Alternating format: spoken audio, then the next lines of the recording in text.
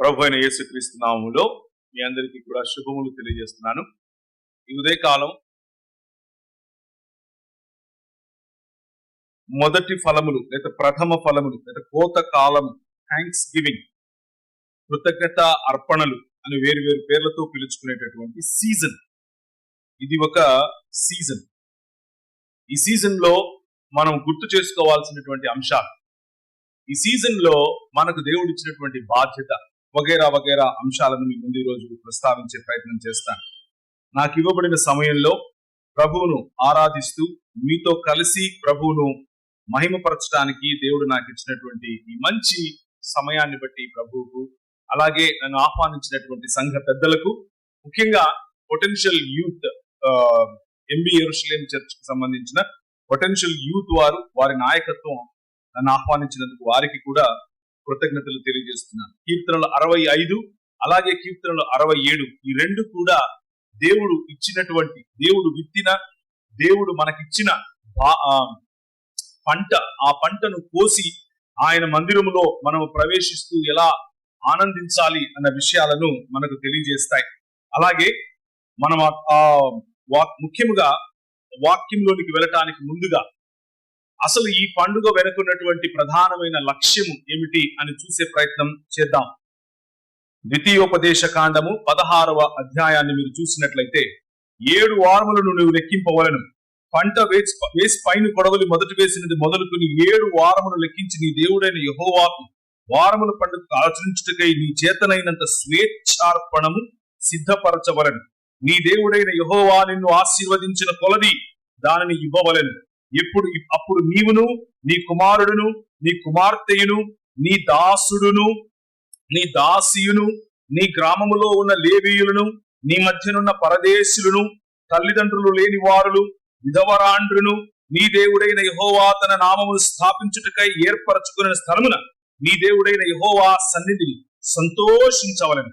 నీవు ఐగుప్తులో దాసుడవై ఉండిన సంగతిని జ్ఞాపకం చేసుకుని ఈ కట్టడలను ఆచరించి జరుపుకొనవలను. ప్రియమైనటువంటి దేవుని సంగమా, ఈ పండుగ లేకపోతే ప్రభువు మనకి ఇచ్చినటువంటి ఈ కట్టడ వెనక ఉన్న ప్రధాన లక్ష్యం ఆనందించటం. ప్రధాన లక్ష్యం ఒక సమాజముగా, ఒక కమ్యూనిటీగా దగ్గరకు వచ్చి ఉత్సహించటం. ఉత్సాహం, ఆనందం అన్నది ఆరాధన. ఆరాధన అనంటే లేచి నిలబడి పాట పాడటం మాత్రమే కాదు. ఆరాధన జీవన విధానం. ఆరాధన ఇవ్వటం. ఆరాధన విధవరాండ్రును, ఆరాధన తండ్రి లేని వారిని, ఆరాధన పొరుగు వారిని, ఆరాధన పరదేశులను, ఆరాధన దాసులను, దాసీలను, ఆరాధనలో భాగముగా వీరందరినీ ఆశీర్వదించటానికి, అందరితో కలిసి ఆనందించటానికి ప్రభువు ఏర్పరిచినటువంటి ఆరాధన క్రమం ఈ కోత కాలపు పండుగ, లేకపోతే ఈ కృతజ్ఞత అర్పణల పండుగ. ఈ పండుగను మన సంఘాలలో 200 పైచిలుకు సంవత్సరాల నుంచి చేసుకుంటూ ఎందుకు వస్తున్నాము అనంటే, క్రైస్తవ సమాజానికి ఉన్నటువంటి ఒక ఆశ, లేకపోతే క్రైస్తవ సమాజానికి ఉన్నటువంటి ఒక నిరీక్షణ. మనము ఈ రోజు ఏర్పరచబడినటువంటి వాక్య భాగాన్ని మనం చదువుకునేలాగున మనకు మానవుల కోత ఒకరోజు పండుతుంది, మానవుల పైరు ఒకరోజు పండుతుంది. మానవులు సంపూర్ణ మానవత్వంలోనికి, బాగా పరిపక్వము చెందినటువంటి మానవత్వంలోనికి ఒకరోజు వెళతారు. అలా వెళ్ళటానికి ప్రథమ ఫలముగా, అనగా పునరుత్థాన శరీరమును సంపాదించినటువంటి, మరణాన్ని జయించినటువంటి మానవుడిగా లేచిన ప్రభు అయిన యేసు క్రీస్తు ప్రథమ ఫలం. ఆ ప్రథమ ఫలము మన ఎదుట కనిపిస్తూ ఉండాలి. ఆ ప్రథమ ఫలమును పురస్కరించుకుంటూ, అంటే ఒకానొక రోజు ఇప్పుడు మనం ఏ బాధల గుండా వెళుతున్నాము, ఇప్పుడు మనం ఏ కన్నీటి గుండా వెళుతున్నాము, ఇప్పుడు మనము ఏ సంబంధాలలో పొరపచ్చాల గుండా వెళుతున్నాము, ఇప్పుడు మనము ఏ లేమి గుండా వెళుతున్నామో, ఇప్పుడు మనము ఇతరుల కోసం ఏ విధంగా పరితపిస్తున్నామో, వాటన్నిటి యొక్క సారాంశం, వాటన్నిటి యొక్క చరమగీతం ఒక రోజు రాబోతోంది. అది ఏ కరోనా, లేకపోతే ఏ బ్యాక్టీరియా, లేకపోతే ఏ మరణము తాకనటువంటి శరీరము అనే కోత పోయబోతున్నాడు ప్రభు. ఆ కోతకు ప్రథమ ఫలము ప్రభు అయిన యేసు క్రీస్తే. ఇది క్రైస్తవ సంఘము ప్రకటిస్తూ వస్తున్నటువంటి సువార్త. క్రైస్తవ సంఘము ప్రకటిస్తూ వస్తున్నటువంటి సువార్తలో ఉన్న ప్రధానమైన, కీలకమైన దేవుని రాజ్యమునకు సంబంధించినటువంటి అతి ప్రాముఖ్యమైన విషయం ఏమిటి అంటే పునరుత్థానం. అందుకే ఈ పునరుత్థాన దినాన మన ఎదుట పెట్టినటువంటి బలలో ఆయన శరీరాన్ని చూస్తూ, ఆయన రక్తమును తాగుతూ, ఆయన పొందినటువంటి పునరుత్థానములో భాగస్థులమై ఆయన జీవన విధానాన్ని జీవిస్తూ, మనము పరదేశులకు, విధవరాండ్రకు, తల్లిదండ్రులు లేని వారికి, పిల్లలకు, పెద్దలకు, దాసులకు, దాసీలకు మన దగ్గర ఉన్నదాన్ని స్వేచ్ఛార్పణముగా, మన దగ్గర ఉన్నదాన్ని చాలా సంతోషముగా పంచుకోవటానికి, విశ్వ మానవ జీవన విధానాన్ని ప్రజలకు చేరవేయటానికి మనం ఈ పునరుత్థాన దినాన కలుసుకుంటాం. సో ఇది కేవలము ఒక ఆచారయుక్తమైనటువంటి పండుగను, మిగిలిన వారు ఇదంతా పాత నిబంధనలో యూదులు చేసేది, మనం చేసేది కాదు అని అనుకుంటూ ఒకవేళ ఆలోచిస్తే అది తప్పు సుమా. పండుగలు లేకపోతే ప్రభువు ఇచ్చినటువంటి ఈ ఉత్సాహధ్వనితో చేసుకోవాల్సినటువంటి పండుగలు ఇవన్నీ కూడా సమాజోద్ధరణ కోసం, సమాజంలో ఉన్న పేదల కోసం, సమాజంలో ఉన్న ప్రజల కోసం కొన్ని విషయాలు ఈ ఉపోద్ఘాతం తర్వాత దేవుని వాక్యంలో నుంచి మీకు చూపించాలి అని అనుకుంటున్నాను. మీలో ఎవరైనా తెలుగు స్పష్టంగా చదివేవారు ఉంటే మైక్ తీసుకోండి, నేను చెప్పింది గట్టిగా చదవటానికి ప్రయత్నం చేయండి. నేనే తీసి చదువుతూ ఉన్నాను అనుకోండి, సమయం అయిపోయే అవకాశం ఉంది. కాబట్టి మీకు చక్కగా తెలుగు చదివేవారు మాత్రమే తీసుకోండి. అయితే దేవుడు మానవుడిని తన స్వరూపము, తన పోలిక చొప్పున చేసిన తర్వాత ఆదికాండం 2వ అధ్యాయం 15వ వచనంలో ఒక చక్కటి మాట చెప్పాడు. ఆదికాండము 2వ అధ్యాయం 15, 16 చదవండి. మరియు దేవుడైన యెహోవా ఈ తోటలోనున్న ప్రతి వృక్ష ఫలములను నరుని తీసుకుని, అది ఎక్కడ 16లో ఉందా 14లో ఉందా? నరుని తీసుకుని ఏదెను తోటలో సేద్యపరచుటకును, ఏదెను తోటను సేద్యపరచటానికి కాచుటకును దానిలో ఉంచాడు.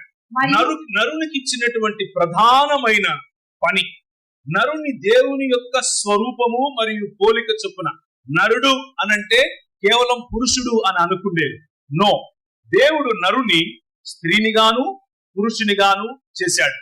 సేద్యపరిచే పని, కాచుకునే పని స్త్రీ పురుషులకు అనగా మానవ సమాజానికి ఇచ్చాడు. ఆయన వేసిన తోటలో భూమి నిరాకారముగాను శూన్యముగాను ఉన్న భూమిలో ఒక క్రమము అనే ఒక తోటను వేశాడు. క్రమము కలిగిన తోట, ఎక్కడ నీళ్లు ప్రవహించాలో అక్కడ నీళ్లు ప్రవహిస్తున్నాయి, ఎక్కడ పెద్ద చెట్లు ఉండాలో అక్కడ పెద్ద చెట్లు ఉన్నాయి, ఎక్కడ పక్షులకు అవి ఆశ్రయం ఇవ్వాలో అక్కడ ఇస్తున్నాయి, ఎక్కడ జంతువులు సుభిక్షంగా ఉండాలో అక్కడ ఉంటున్నాయి. వాటి మధ్యలో, ఆ క్రమము మధ్యలో మనుష్యుని అనగా నిన్ను నన్ను ఉంచి ఆయన అంటున్నాడు, దీన్ని సేద్యపరచు. ఆల్రెడీ వేసిన తోటలో నేను సేద్యపరిచేది ఏముంటుంది? కొత్తగా ఆ క్రమమును ఫలింపచేయాలి, ఆ క్రమమును విస్తరింపచేయాలి, ఆ క్రమమును అభివృద్ధి చెందించాలి, ఆ క్రమము చేత భూమిని నిండించాలి, ఆ క్రమము కారణముగా అందరినీ ఏలాలి. ఇది ఆయన మనిషికి ఇచ్చినటువంటి వొకేషన్, మనిషికి ఇచ్చినటువంటి బాధ్యతతో కూడిన ఆశీర్వాదం. ఈ బాధ్యతతో కూడిన ఆశీర్వాదాన్ని మనిషికిచ్చి నువ్వు సాగు చేయి అని అన్నాడు, కష్టపడి పని చేయి అని అన్నాడు. ఆ కష్టపడి చేసిన పని యొక్క ఫలమును, ఆయన ప్రథమ ఫలమును నా దగ్గరికి తీసుకుని వచ్చి ఉత్సాహంగా దాన్ని సెలబ్రేట్ చేసుకో అని చెప్పాడు. Celebration is a form of worship. పండుగ ఆరాధనలో ఒక భాగం. పండుగ ఆరాధన క్రమములో ఒక మంచి భాగం. ఆ పండుగ నాకు, నా కుటుంబానికి, నా ప్రజలకు అన్నది కాదు.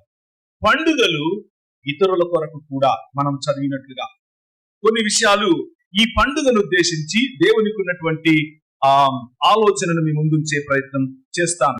నిర్గమాకాండము 23వ అధ్యాయము 14 నుంచి చదవాలి. సంవత్సరమునకు 3 సార్లు నాకు పండుగ ఆచరించండి. పులియని రొట్టెల పండుగను పులియని రొట్టెల పండుగను ఆచరించాలి. నేను నీకు ఆజ్ఞాపించినట్లు అబీబు నెలలో నీవు ఐగుప్తులో నుండి బయలుదేరి వచ్చితివి కనుక ఆ నెలలో నియామక కాలమందు 7 దినములు రొట్టెలను తినవలెను. పులియని రొట్టెలను తినాలి. నా సన్నిధిని ఎవడును బట్టి చేతులతో కనపడకూడదు. నీవు పొలములో విత్తిన నీ వ్యవసాయ ఫలములను తొలి పంట యొక్క కోత పండుగను పొలములో నుండి నీ వ్యవసాయ ఫలములను నీవు కూర్చుకున్న తరువాత సంవత్సరాంతమందు ఫల సంగ్రహపు పండుగను ఆచరించాలి. సంవత్సరానికి 3 సార్లు ఈ విధంగా ప్రభువైన యెహోవా సన్నిధిని కనబడవలెను. ఆయన ఇచ్చిన కట్టడలలో ఒక కట్టడ ఏమిటి అనంటే, ముందు నువ్వు కష్టపడి పనిచేయి. నువ్వు కష్టపడి పనిచేసిన తర్వాత వచ్చిన ఫలాన్ని సమాజంలోనికి తీసుకునిరా. అప్పుడు దాన్ని సెలబ్రేట్ చేసుకో. క్రైస్తవ సమాజంలో ఈరోజు చూస్తే మనకు ఆచారము మిగిలిపోయింది, కానీ కష్టపడి పనిచేసే మనసు బహుశా దూరం అవుతుందేమో ఒకసారి ఆలోచించాలి. ఎత్తైన స్థలములలో మన నివాసం ఉండాలి అన్న మన గురి మనం మిస్ అవుతున్నామేమో ఆలోచించాలి. మనం విత్తిన పంట ఆయన ఆశీర్వదించలాగున, ఆయన ఆశీర్వదించి మనకును సమాజమునకును ఉపయోగపడులాగున మనం విత్తిన పంట ఉందా లేదా అని ఆలోచించాలి. అలా లేనిచో, ఒకవేళ అలా లేకుండా ఉంది అనంటే దేవుని యొక్క సంకల్పములో మనం ఏ విషయాలను కోల్పోతున్నాం అన్నది చూడాలి. ద్వితీయోపదేశ కాండము 24వ అధ్యాయము 19వ వచనము. నీ పొలములో నీ పంట కోయిచున్నప్పుడు ఒక తొన ఒకవేళ నువ్వు మర్చిపోతే అది తెచ్చుకోవటానికి నువ్వు మళ్ళా పోదు. నీ దేవుడైన యెహోవా నువ్వు చేసే ప్రతి పనిలో కూడా నిన్ను ఆశీర్వదించడం కోసం అది పరదేశుల కోసం ఉండాలి, తండ్రి లేని వారికి ఉండాలి, విధవరాండ్లకు ఉండాలి. మనము చేసిన పని, మనము చేసే ప్రతి పని అది ఫలించాలి, విస్తరించాలి, అభివృద్ధి చెందాలి, భూమిని నిండించాలి. మరియు మనకు అధికారముతో కూడిన, ప్రేమాధికారముతో కూడిన రాజ్యమును స్థాపించాలి అని అనుకుంటే, ఏలికలముగా ఉండాలి అని అనుకుంటే, మనము బహుశా మరిచిపోయినటువంటి ఈ రాజ్య విలువలను ఒకసారి జ్ఞాపకం చేసుకోండి. ఈ పండుగలు మతపరమైనవి కావు సుమా. ఈ పండుగలు దేవుని రాజ్యములకు సంబంధించిన ఈ పండుగలు. మనం చేసిన మన పొలములో మనము ఒక పరిగె మరిచిపోతే దాన్ని మళ్ళీ వెతుక్కుని పోయేటటువంటి వీనాసి సమాజం కాదు. మనం కావాలని పరదేశుల కోసం, విధవరాండ్ర కోసం, తండ్రి లేని వారి కోసం విడిచిపెట్టే ఆజ్ఞను ఆయన మనకిచ్చాడు. అది ఈ పండుగ వెనుకున్నటువంటి అసలైన ఉద్దేశం. ఆ ఉద్దేశమును గనక మర్చిపోతే మన చేతి పనులు ఎలా ఆశీర్వదింపబడతాయి? లేవీ కాండము 19వ అధ్యాయము 9వ వచనం. లేవీ కాండము 19వ అధ్యాయం 9వ వచనం. నీ ఫల వృక్షముల తోటలో రాలిన పండ్లను ఏరుకోవద్దు. బీదలకు, పరదేశులకు వాటిని విడిచిపెట్టాలి. ఇది ఆజ్ఞ. ఇది మనకు ప్రభువిస్తున్నటువంటి పని. మనం చేసిన పని ద్వారా, మన పొలము ద్వారా, మన పొలములో ఉన్న చెట్ల నుంచి రాలిన పండ్ల ద్వారా బీదలు మరియు విధవరాండ్రు మరియు పరదేశులు ఆశీర్వదించబడాలి అన్నది ఈ పండుగ వెనుకున్నటువంటి ప్రధాన లక్ష్యం. కేవలం మనం తినాలి, కేవలం మనం బ్రతకాలి, కేవలం మనం సంతుష్టిగా ఉండాలి అన్నది కాదు. అదే మానవ సమాజాన్ని ఈ పండుగల రూపంలో, అరే నువ్వు పరిపక్వత చెందుతావు, నువ్వు సంపూర్ణ మానవుడిగా మారతావు, నేను నా కొడవలిని వేస్తాను, ఈ భూమి నుంచి నా పైరును కోస్తాను, పంట బాగా పండి ఉంది, కోత పనివారు కావాలి అని ప్రభు ఇచ్చిన పిలుపును జ్ఞాపకం చేసుకోండి. ఈ పండుగలు రాబోయే, జరగబోయే, ఆయన చేయబోయే ఈ హార్వెస్ట్ లేకపోతే కోత కాలాన్ని సూచిస్తున్నాయి. ఆ రోజు మిగిలిపోయినటువంటి పరిగెలు, ఆ రోజు మిగిలిపోయినటువంటి నీ జీవితము ద్వారా వస్తున్న ఆశీర్వాదం దేవుని ఎదుట కనిపించాలి. ఇశ్రాయేలు దేవుని యొక్క ప్రథమ ఫలం. అలాగే యేసుక్రీస్తు మృతులలో నుండి పునరుత్థానులైన వారిలో ప్రథమ ఫలము.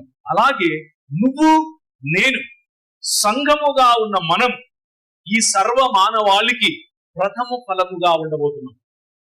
ఆయన కోసినప్పుడు మనము ప్రథమ ఫలముగా ఆయన రాజ్యములో, దేవుని రాజ్యములో ఎప్పటికీ చిరస్థాయిగా నిలబడబోతున్నాం. ఈ కాంటెక్స్ట్ ని అర్థం చేసుకోండి. మనం వండుతున్నాం, తీసుకొస్తున్నాం, పెడుతున్నాం, దీని వెనుక ఏదో ఒక పండుగ అని అనుకుంటే కుదరదు.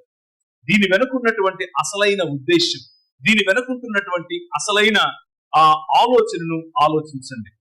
ఒకవేళ మన పని, ఒకవేళ మనం చేసినటువంటి ఈ కష్టం, ఒకవేళ మనం సాగు చేయటము మరియు సంరక్షించటము అనేటటువంటి రాజులైన యాజక ధర్మం.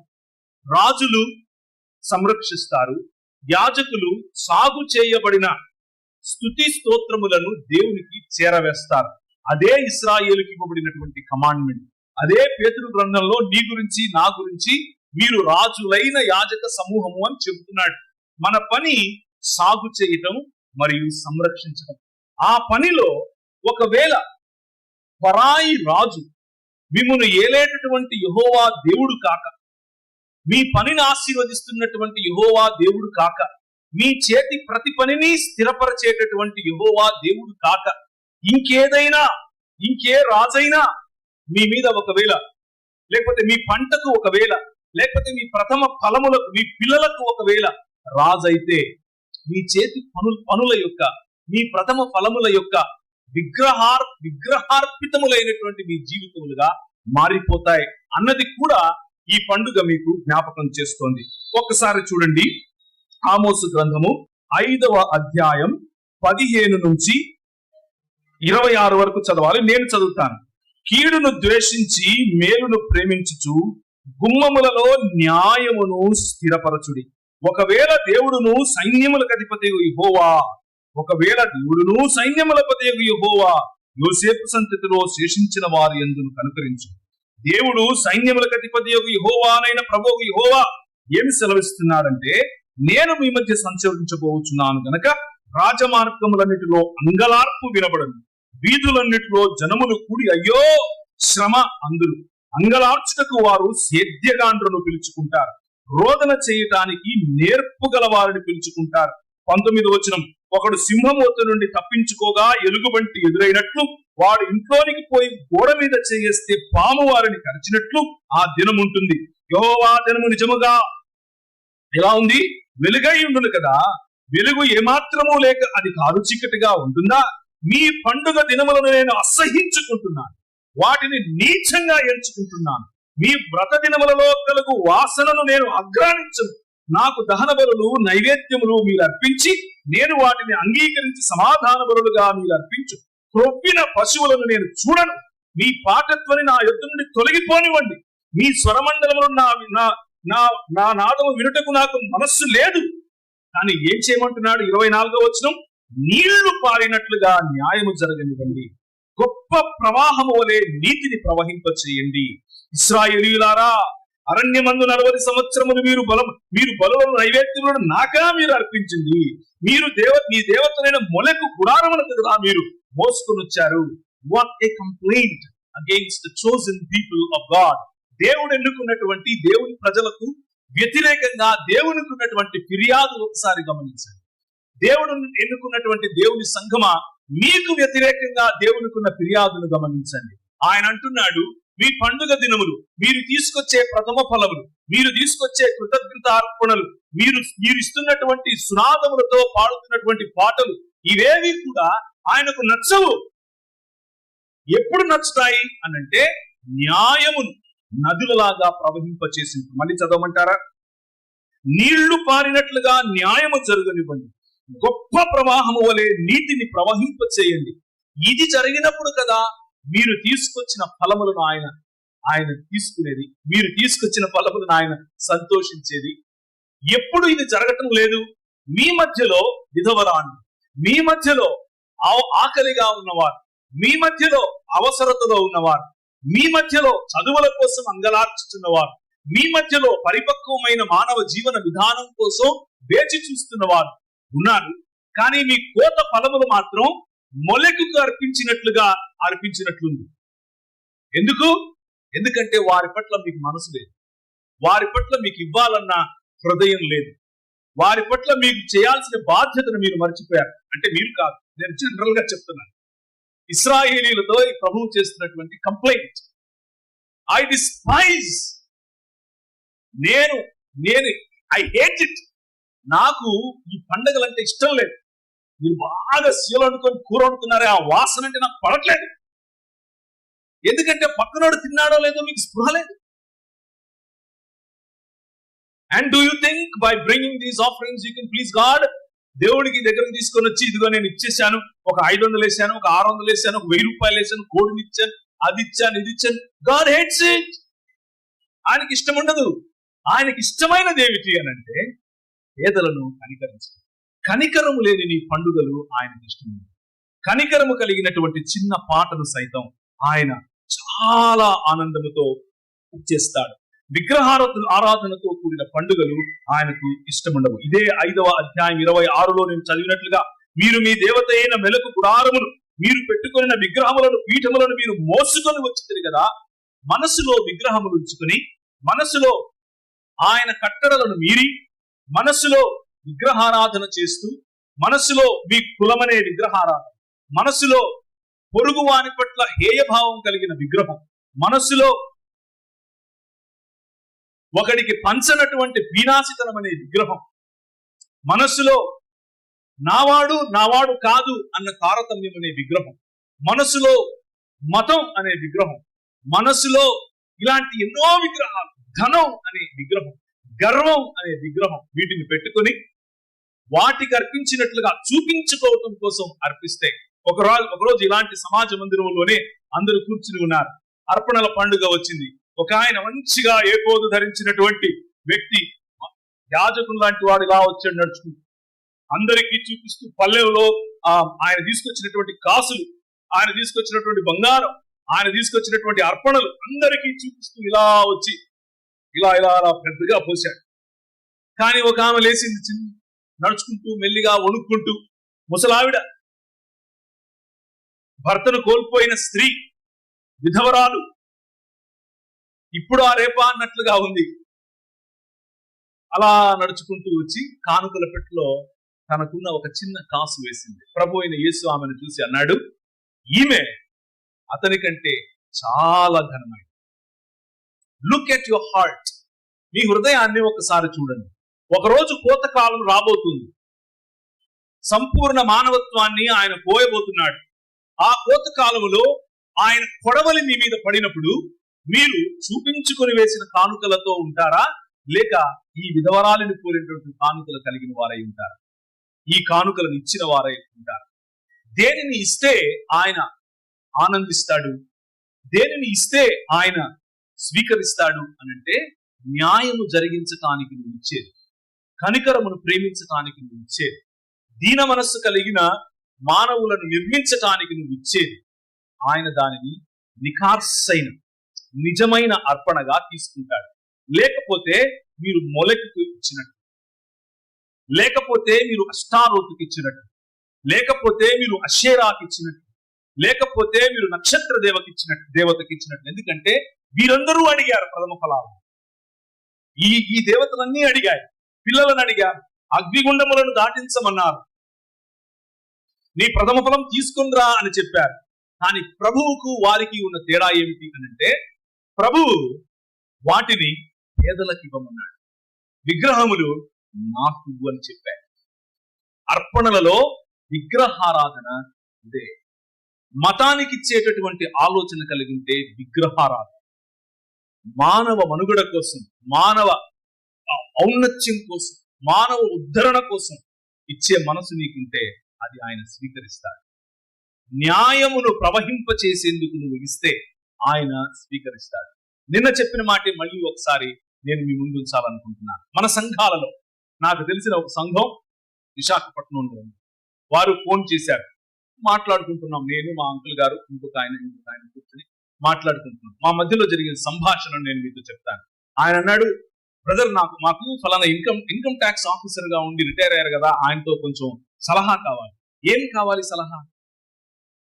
మా చర్చి బ్యాంక్ అకౌంట్ లో ఒక 5 కోట్లు ఉన్నాయి, ఏం చేయాలో తెలియట్లేదు. ట్యాక్స్ కట్టకుండా ఎలా దీన్ని మేము సంరక్షించుకోవాలో కొంచెం చెప్తారని. ఆ ఇన్కమ్ ట్యాక్స్ అఫీషియల్ గారు అంటున్నారు, ఏముందండి, బెనిఫిషియరీ మీ సంఘంలోనే ఉన్నారు కదా, వారికి మీరు ఇవ్వండి. ఈయనంటాడా, అట్లా కాదు, అట్లా ఇవ్వలేదు. సంఘములో ఉన్నది మేము ఎలా దాన్ని కాచుకోవాలి. ప్రభు అంటున్నాడు, మీ ఆలయం నా ఆలయంలోనికి తీసుకుని రండి, నా ఆలయంలోనికి మీ దశమాంశములను తీసుకుని రండి, నా ఆలయంలోనికి మీ కృతజ్ఞతార్పణలను తీసుకుని రండి. ఎందుకు? ఆయనకు ఆకలి అవుతుందా? ఆయన తింటాడా? ఆయన ఖర్చు పెట్టుకుంటాడా? ఆయన సెంటు బాటలు కొనుక్కుంటాడా? కొన్ని ఎందుకు? మీరిచ్చే ప్రతి రూపాయి, మీరిచ్చే ప్రతి పరిగ, మీరు పోయకుండా వదిలివేసినటువంటి ప్రతి ఫలము ఎవరి కోసం? పేదల కోసం, విధవరాండ్ర కోసం, పరదేశుల కోసం, తండ్రి లేని వారి కోసం, సమాజోద్ధరణ కోసం. మన పిల్లలు, మన సంఘాల్లో ఉన్న పిల్లలు, ఇంతకుముందు నిన్న సాయంకాలం పాస్టర్ గారు చెప్పినట్లుగా టెక్నికల్ ఎడ్యుకేషన్ కోసం వెయిట్ చేస్తూ ఉంటే, మన సంఘాల్లో బడ్జెట్ మనం పెట్టుకోలేమా? మనం అంత పేదవాళ్ళమా? మన సంఘాల్లో పిల్లలు ఒక ఐఏఎస్, ఒక ఐపీఎస్ ఎందుకు కాకూడదు? మనం ఎందుకు ఆ కలలు కనలేకపోతున్నాం? తద్వారా ఎందుకు ఈ భూమిని, మానవ సమాజాన్ని సేద్యపరిచి కాచుకోలేం? అది మన బాధ్యత కాదా? ఒకసారి ఆలోచించాలి. అటువంటి ఇవ్వటం, అలాంటి పనుల కోసం ఇవ్వటం దేవుడు ఆలోచిస్తున్నటువంటి విధానం. ఒకవేళ అటువంటి పనులకు కాకుండా మనం మన సొంత రాజ్యాధికారం కోసం కనుక మనం చేస్తే, మన దగ్గర ఉదాహరణలు ఉన్నాయి. దేవుడు ఎలా దానిని చూస్తాడు? 2వ రాజుల గ్రంథం 21:6 చదువుతారా? అగ్నిగుండము దాటించి జ్యోతిషమును శకునములను వాడుక చేసి క్షణిక గాండ్లతోనూ సూర్యగాండ్లతోనూ సాంగత్యము చేసెను. ఈ ప్రకారం అతడు యెహోవా దృష్టికి బహుగా చెడుతనము జరిగించుచు ఆయనకు కోపము పుట్టించెను. యెహోవా దావీదునకును అతని కుమారుడైన సొలొమోనునకును ఆజ్ఞయించి, ఈ మందిరమున ఇశ్రాయేలు గోత్ర స్థానములలో నుండి నేను కోరుకున్న యెరూషలేమునందు నా నామమును సదాకాలము ఉంచుదునని సెలవిచ్చిన యెహోవా మందిరములో, ఒకవేళ యెహోవా మందిరమందు మన నిర్ణయాలు, మన పరిపాలన ప్రజల కోసం, ప్రజల కొరకు, ప్రజల అభ్యున్నతి కోసం, ప్రజల మధ్య ప్రేమ పెంపొందించటం కోసం, ప్రజల మధ్య ఆప్యాయత తీసుకుని రావటం కోసం, ప్రజలలో నిజమైన మానవ సమాజముగా వీరిని కట్టడం కోసం ఒకవేళ ఈ అర్పణల వాడుక జరిగితే ఆయన చాలా సంతోషిస్తాడు. దానిని ఆయన సుగంధములుగా ఆగ్రాణిస్తాడు. కానీ ఒకవేళ ఆ కట్టడలకు వ్యతిరేకమైనటువంటి నిర్ణయాలు మన ఆలయాల్లో, మన సమాజాల్లో జరిగితే దాన్ని ఆయన ఈ విధంగా చూస్తాడు. దాన్ని ఆయన నువ్వు అగ్నిగుండము గుండాన్ని పిల్లలను తీసుకుని వెళ్ళినట్లు చూస్తాడు. కీయుకు నీ అర్పణలు ఇచ్చినట్లుగా చూస్తాడు. వారి మధ్య నుండి ఆయన సన్నిధిని ఆయన తీసివేస్తాడు. ఇది మీరు లేవీ కాండం 18వ అధ్యాయం 21లో కూడా చూడవచ్చు. 20వ అధ్యాయం 2 నుంచి 5 వరకు కూడా చూడొచ్చు. కానీ ఒకవేళ మనం గనక కృతజ్ఞతతో నిండి, ఆ కృతజ్ఞతతో ప్రభు కోసం గనక మనం ఈ ఆలయానికి రాగలిగితే, ఈ పండుగ మనకేం నేర్పిస్తుంది అనంటే, మనం ఆ రక్షకుడు సర్వమానవాళికి కూడా నిజమైన మానవ సమాజముగా వారిని మార్చగలిగినటువంటి, ఆయన శరీరములో నిన్ను నన్ను భాగముగా చేయగలిగినటువంటి ఆ రక్షకుడిని బట్టి మనసు నిండి, నువ్వు చేసింది ఇంత ప్రభువా, నేను ఇంత చేయలేనా అని ఆ రక్షకుని కోసం కృతజ్ఞతలు మీరు చెప్పవచ్చు. అలాగే మీ జీవితాల్లో మీరు కృంగున్నప్పుడు, మీ జీవితాల్లో మీరు ఒంటరిగా ఉన్నప్పుడు, మీరు జీవితాల్లో మీకు అవసరత ఉన్నప్పుడు, ఆ రక్షకుడు ఈ సహవాసం నుండి, ఆ అక్కనో, ఈ వదినో, ఆ బావనో, ఈ బాబాయిను నిలబెట్టాడు చూసారా? ఆయన ఒక్కసారి జ్ఞాపకం చేసుకుని కృతజ్ఞతలు చెప్పండి. ఈ సమాజంలో నా కోసం నిలబడే నా ప్రజలు, నా వారు ఉన్న దానికి నీకు కృతజ్ఞతలు ప్రభువా. అలాగే ఈ సమాజంలో నీకు ఆయన ఒక నిరీక్షణ, ఒక ఉద్దేశం ఇచ్చాడు. ఈ లోకంలో చాలా మంది బ్రతుకుతూ ఉన్నారు, మీరు బ్రతుకుతున్నారు. ఈ లోకంలో చాలా సమాజాలు ఉన్నాయి, ఈ సమాజము ఉంది. ఆ సమాజాలకు లేనిది ఈ సమాజానికి ఉన్నది ఏమిటి అని అంటే ఒక ఉద్దేశం. మన రక్షకుడు భూమ్యాకాశముల ఐక్యత కోసం, మానవులను సంపూర్ణతలోనికి నడిపించడం కోసం ఆ మానవుడై మన మధ్యకు వచ్చి భూమ్యాకాశములను తన చేత పట్టుకుని, లేకపోతే మృత్యును అమర్త్యముగా మార్చడం కోసం తన శరీరములో మృత్యువును కౌగిలించుకున్నటువంటి ఒక ఉద్దేశం, అది నీకు నాకు పంచాడు. ఈ పండుగ ద్వారా మనం ఒకరోజు ఆ మృత్యువును జయిస్తాం. మనం చదువుకున్నటువంటి వాక్య భాగాన్ని ఆధారంగా మన శత్రువు, ఆఖరి శత్రువు, అసలైన శత్రువు మృత్యువును మనం జయించబోతున్నాం. దానికోసం, ఆ ఉద్దేశం కోసం, ఆ ఉద్దేశంలోనికి మానవాళిని పిలవటం కోసం నీకు ఆయన ఇచ్చిన పిలుపు, ఆయన ఇచ్చిన ఇశ్రాయేలు, నీ భాగ్యం ఎంత గొప్పది, నీ భాగ్యం ఎంత గొప్పది. యెహోవా రక్షకుడుగా గల నీ భాగ్యం ఎంత గొప్పది. నువ్వేమైనా సాధారణమైన సమాజం అనుకుంటున్నావు? No, be thankful to God. ప్రభువుకు ఇందును బట్టి చాలా సంతోషంగా కృతజ్ఞతలు చెప్పు. అలాగే ఒక్కసారి నీ ప్రపంచాన్ని చూడు. బ్యూటిఫుల్ వరల్డ్, అందమైన ప్రపంచం.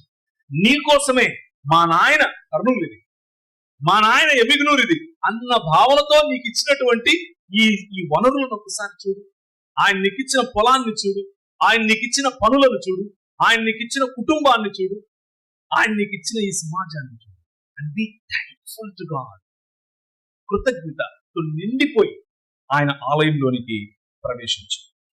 ఈ ఆలోచన, ఈ దృక్పథంతో గనక మనం రాగలిగితే ఈ కోతకాలపు పండుగ మనకు ఆఖరిగా ఇంకొక విషయాన్ని గుర్తు చేస్తుంది. అదేమిటి అని అంటే సరిచేయబడినటువంటి సమాజం, సరిచేయబడినటువంటి మానవ సమాజం.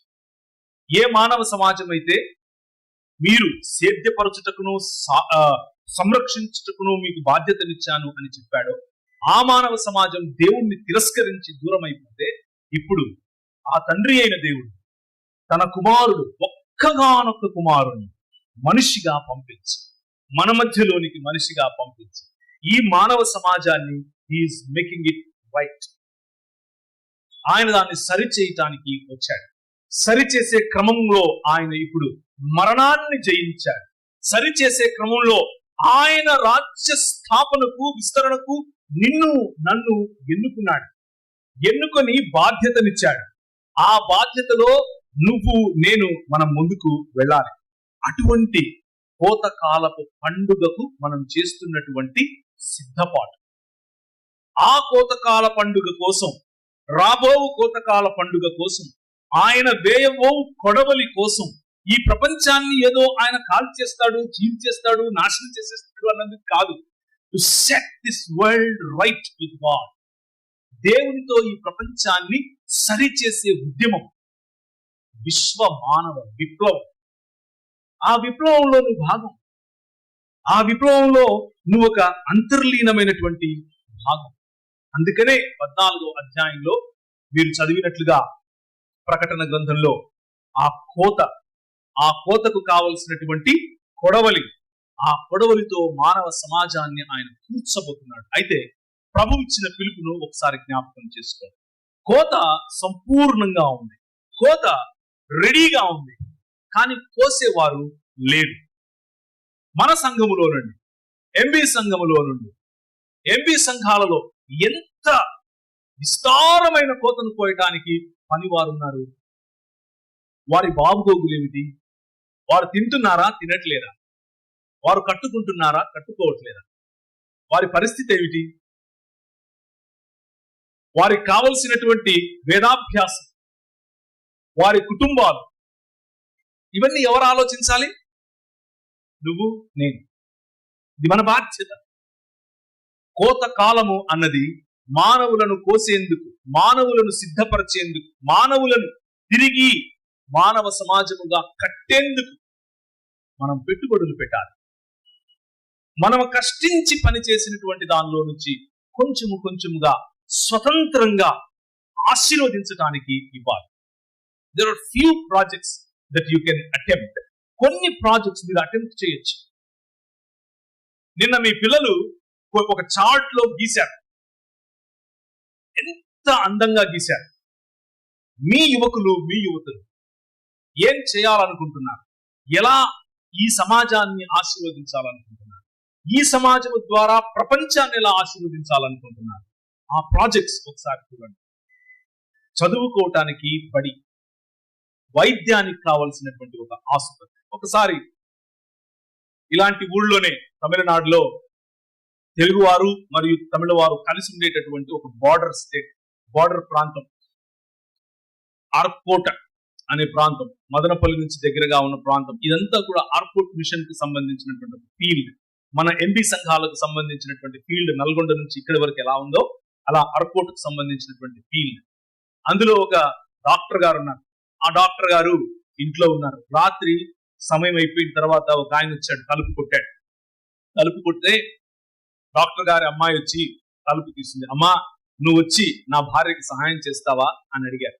ఏం చేయాలండి అని అంటే, నా భార్యకు పురిటి నొప్పులు వస్తున్నాయి, ఆమెను మరి నాకు డాక్టర్ కావాలి, నువ్వు వస్తావా అని అంటే, నేను కాదండి డాక్టర్, మా నాన్నగారు డాక్టర్, ఆయన వస్తా అంటే, లేదమ్మా, పురుషులు రావడానికి వీల్లేదు, పురుషులు వచ్చి ప్రసూతి చేయడానికి వీల్లేదు, వస్తే నువ్వురా, నీకు తెలిస్తే నువ్వురా, లేకపోతే మా కర్మలే అని వెళ్ళిపోయాడు.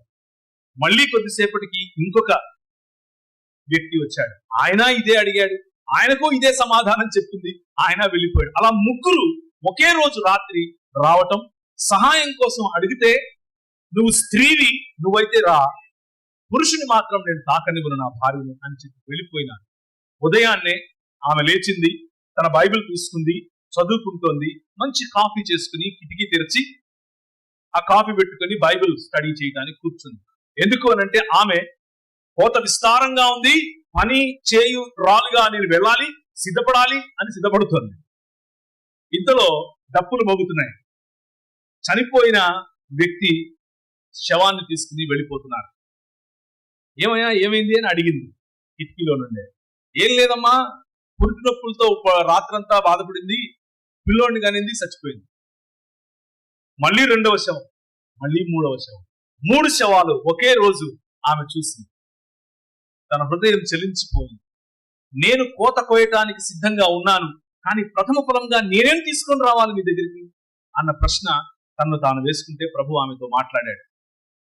ప్రభు ఆమెతో మాట్లాడి అన్నాడు, నువ్వు వేదాభ్యాసం చేయటం కోసం అమెరికా వెళ్ళాలనుకున్నావు కదా, నువ్వు చేయాల్సిన వేదాభ్యాసం ఏమిటి అని అంటే, నీ సాటి మనిషికి, నీ తోటి మనిషికి వారి నొప్పులలో నువ్వు నిలబడటానికి కావలసిన విద్య.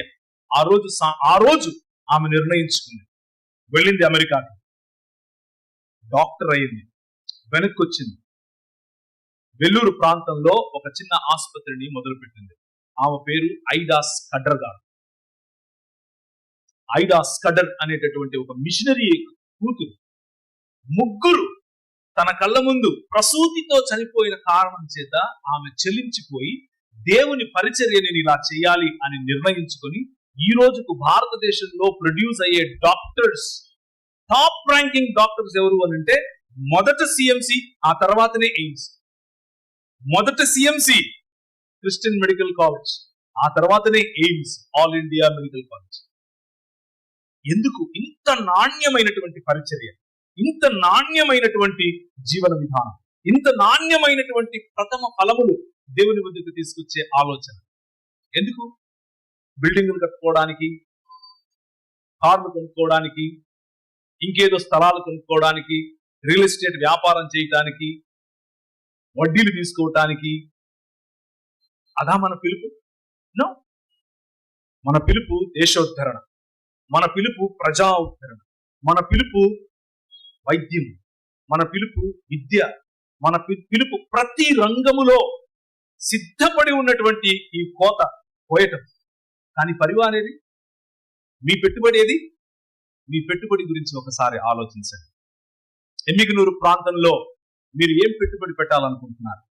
మీ పెట్టుబడితో ఈ ఎముకనూరు ప్రాంతాన్ని ఎలా పోయాలనుకుంటున్నారు? అది మీరు దేవునికి ఇచ్చే ప్రథమ ఫలం. అది మీ కోతకాలపు పండుగ యొక్క నిజమైన ఉద్దేశం.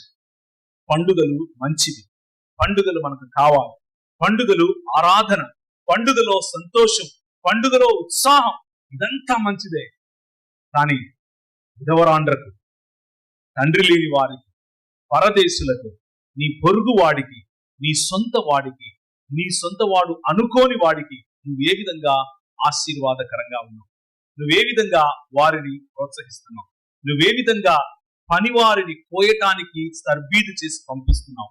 నువ్వు ఏ విధంగా నీ సంఘములో నుండి ఇవాంజలిస్టును లేపుతున్నావు? నువ్వు ఏ విధంగా నీ సంఘములో నుండి ఈ సంఘ కాపరులను లేపుతున్నావు? నువ్వు ఏ విధంగా ఈ సంఘములో సమాజోత్తరణ కోసం, టెక్నికల్ ఎడ్యుకేషన్ కోసం, అడ్మినిస్ట్రేటివ్ ఎడ్యుకేషన్ కోసం, వైద్యం కోసం, రాజకీయం కోసం, రైట్, వివిధ రంగాలలో ఏ విధంగా నువ్వు మిషనరీలను తయారు చేస్తున్నావు? ఏ విధంగా వారిని పంపుతున్నావు? ఇది కదా నీ పెట్టుబడి. ఇది కదా న్యాయమును జరిగించటం. ఇది కదా కనికరాన్ని ప్రేమించటం. ఇది కదా దీన మనస్సు కలిగి యెహోవా ఎదుట జీవించటం. విశాఖపట్నంలో నాతో మాట్లాడిన ఆ సంఘంతో నేను చాలా చాలా తగ్గించుకొని ఈ మాట అడిగాను. అన్నా, నేను ఒక మాట చెప్తానేమో అనుకోకే, నా ఉద్దేశం నిన్ను అవమానించాలనో లేకపోతే నిన్ను ఏదో ఛాలెంజ్ చేయాలనో నా ఉద్దేశం కాదు. కానీ మన పిల్లలు ఉన్నారు కదన్నా, మన పిల్లల భవిష్యత్తు మన చేతిలోనే ఉంది కదన్నా అని అంటే, ఆ సంఘంలో బడ్జెట్స్ మొదలెట్టారు. ఆ సంఘంలో ఆ సంఘం పిల్లలకు మాత్రమే కాకుండా బయటి వారికి కూడా ప్రోత్సాహం కోసం కొంచెం బడ్జెట్ తీసుకెట్టారు. ఆ బడ్జెట్ ఎంతో కాదు, వాళ్లకు నిలువున్న నిధులకు వచ్చే వడ్డీ అంతే. ఆ వడ్డీలో సగం కూడా కాదు, కానీ ఎంతో మందికి ఆశీర్వాదకరంగా ఆ సంఘం నిలబడుతుంది.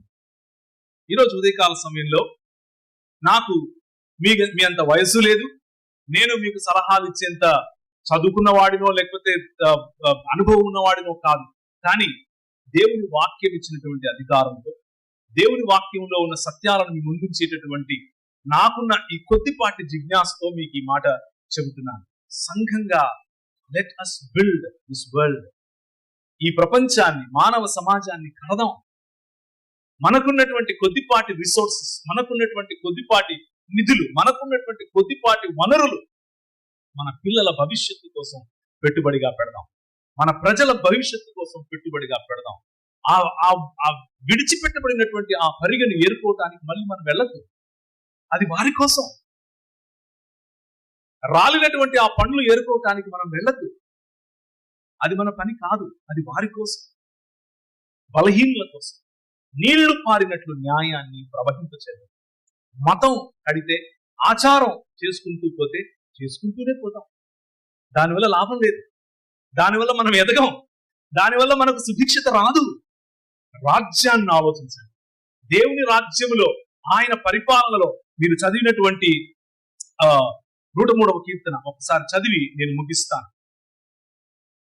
కీర్తనలో నుంచి తీసుకున్నటువంటి 103వ కీర్తన ఒకసారి చూస్తే, నా ప్రాణమా యెహోవాను సన్నుతించుము అన్నటువంటి కీర్తనలో ఆయన రాజై పరిపాలిస్తూ ఉంటాడు.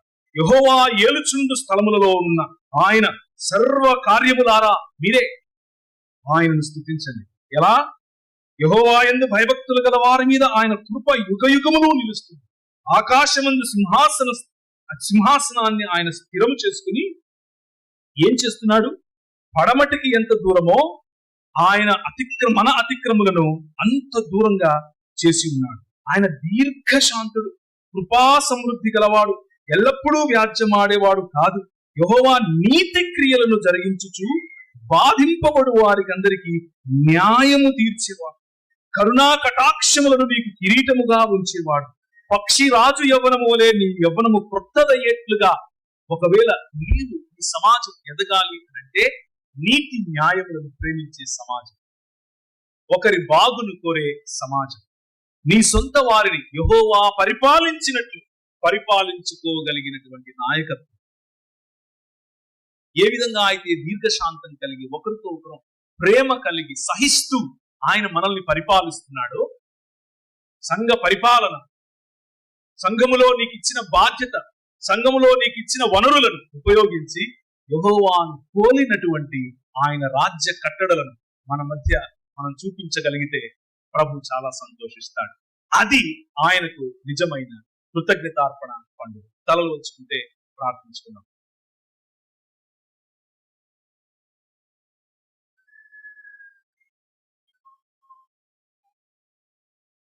ఆయన సమాధిలో నుండి నీ ప్రాణము విమోచించేవాడు. ఒకరోజు రాబోతోంది, సమాధిలో నుండి నీ ప్రాణాన్ని ఆయన విమోచించబోతున్నాడు. నీ శరీరాన్ని మళ్ళీ ఆయన పునరుత్థానములోనికి తీసుకోబోతున్నాడు. మేలుతో నీ హృదయాలను నింపేటటువంటి మన రాజు ఆ బాధ్యతను నీకు నాకు ఇచ్చాడు. ఆ బాధ్యతను నిర్వర్తించే సంఘమా, సమాజం పట్ల, పేదల పట్ల, విధవరాండ్ర పట్ల, బలహీనుల పట్ల, చదువు కోసం ఎదురు చూస్తున్న పిల్లల పట్ల, వైద్యం కోసం ఎదురు చూస్తున్నటువంటి మన ప్రజల పట్ల, మన చుట్టుపక్కల ఉన్నటువంటి దీనులైన వారి పట్ల మన బాధ్యత, మన ఆలోచన, మన పెద్దలు మన ముందు నడిచిన వారు చేసినటువంటి యాగం, దాన్ని జ్ఞాపకం చేసుకుని ఈ కోతకాలపు పండుగను మనం ఆచరిద్దాం. కృపగలిగిన తండ్రి, మీరు మాకిచ్చినటువంటి శ్రేష్టమైన ఈవులలో నుండి కొద్దిపాటి నీకు కృతజ్ఞతతో తీసుకుని వచ్చాం. ఆ కృతజ్ఞత విగ్రహార్పణముగా కాకుండా ఉండటానికి మీరేర్పరచినట్లుగా అది దీనులకు, పరదేశులకు, విధవరాండ్రకు, తండ్రి లేని వారికి, బలహీనులకు, ప్రభువా అక్కరలో ఉన్న వారికి చెందునట్లు మా మనస్సులను, మా ఆలోచనలను దీవించి అటువంటి మనసుతో పరిచర్య సేవ చేయటానికి మాకు సహాయం చేయమని, తద్వారా నువ్వు సంతోషించి నీవేర్పరచుకున్నటువంటి సంపూర్ణ మానవ జీవన విధానం మాలో కనబడినట్లుగా మమ్మల్ని ఆశీర్వదించమని యేసు నామమున ప్రార్థిస్తున్నాం తండ్రి. ఆమేన్.